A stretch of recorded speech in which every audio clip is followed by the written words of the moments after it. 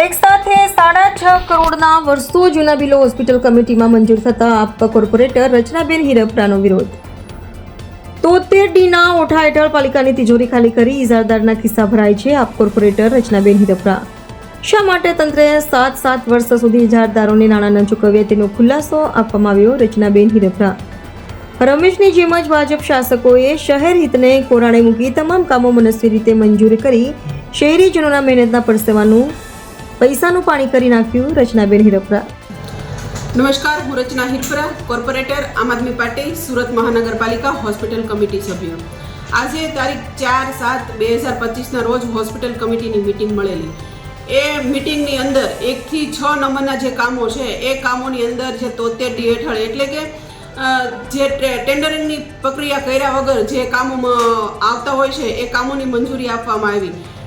જે કામો હોય છે એ કામોની અંદર જે તે ડિપાર્ટમેન્ટના અધિકારી હોય એમને કાંઈ પણ ઇમરજન્સી જરૂર પડે તો એ લોકો એના પાવરથી એમાં એ વસ્તુ દવા હોય કે અન્ય કોઈ સાધન સામગ્રી હોય એ મંગાવતા હોય છે.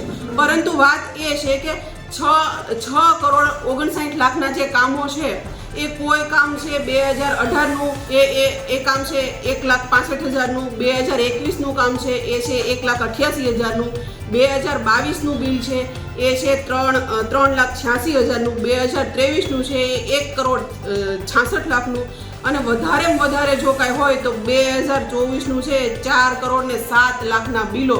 એટલે કે આ તમામ બિલો કોઈ 7 વર્ષ અગાઉનું બિલ છે, કોઈ 4 વર્ષ અગાઉનું છે, કોઈ 3 વર્ષ અગાઉનું છે, કોઈ 2 વર્ષ અગાઉનું છે, કોઈ વર્ષ 1.5 વર્ષ અગાઉનું છે. પરંતુ આમાં વાત એ છે કે આટલા બધા લેટ બિલ કેમ? આજે જ્યારે હોસ્પિટલ કમિટીના ચેરમેનને કીધું કે 7 વર્ષના બિલો આજે કમિટીમાં મંજૂર થવા આવ્યા છે તો તમારા માધ્યમથી હું તમને લેખિતમાં પણ તમને જાણ કરી છે ને અત્યારે કમિટીમાં પણ તમને કહું છું કે તમે ખુલાસો માંગો અધિકારીઓ પાસે કે 7 વર્ષ સુધી કર્યું છું તો અત્યારે બિલ મંજૂર થવા કમિટીમાં મોકલ્યા છે. ત્યારે હોસ્પિટલ કમિટીના ચેરમેન દ્વારા એવું કહેવામાં આવ્યું મેં તો ખુલાસો કરીને જ આ બધા કામો લઈ આવીશું, હવે તમે ખુલાસો માંગી લો.